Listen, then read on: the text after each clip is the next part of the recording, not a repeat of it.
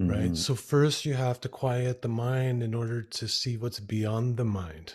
Mhm. So it's yoga's chitta vritti nirodha. So yoga is the cessation of the fluctuations of the mind.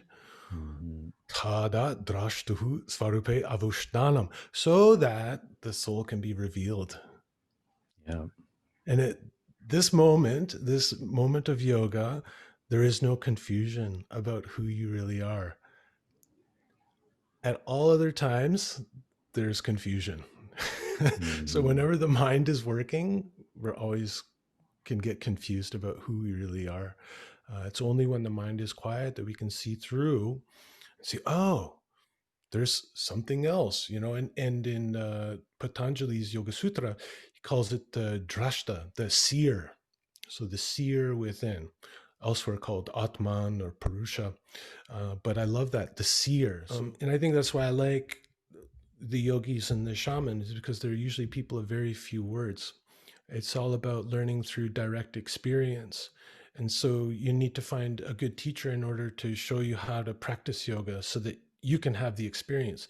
You don't go to them and ask them about the secret of life or the answer to the mystery. They just say, well, do this and let me know what you find.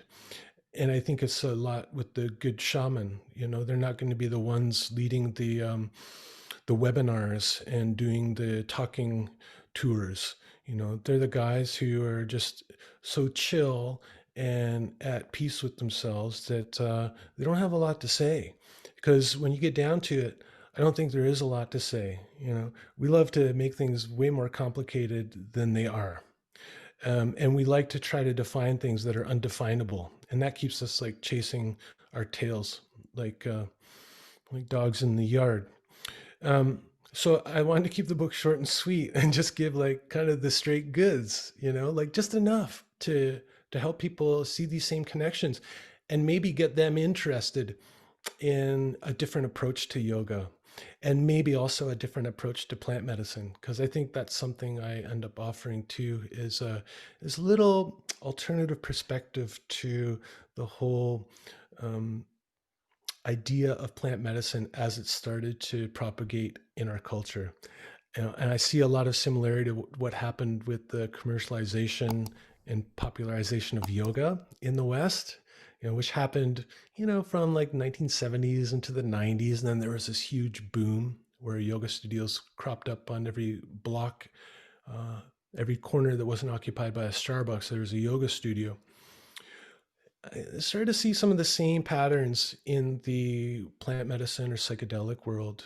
As soon as we get our hands on something, we want to commodify it, and what that entails creates, a lot of trouble. Um, a lot of people who need to then become an authority or an expert or a master, and then all of the aspiration to be that too, to find that level of affluence or success or charisma. And so then you start selling it down the pyramid to everybody else through the trainings and such. So it's this whole fucking merry-go-round in the spiritual, in the Western spiritual world, quote unquote spiritual. So I didn't want to feed that. Whenever I ask the shaman, I love to do this kind of research. I always ask a shaman a couple questions. I go, you know, with all the gringos that you see coming down here, thousands of them, some of these people have worked with thousands of people from the north or wherever. I say, what's the biggest problem that you see with these people? Like just between you and me, like, what's the straight goods? All of them so far have told me, well, it's pretty simple actually. Down here when we work with locals, it's pretty complicated. There's all these like ideas about witchcraft and sorcery and all this kind of stuff.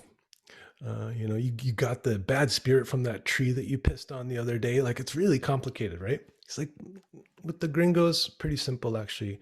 You guys think too much, you talk too much, you read too much, you watch too much TV. You live too much in your heads, not enough in your hearts. And I've heard variations of that from different people, from different traditions.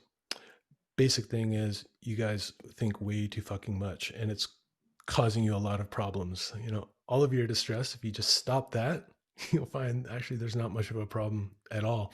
Or at least you get a lot of clarity on how to solve the real problems in your life, like how to keep a roof over your head and feed your dog and things like that, you know?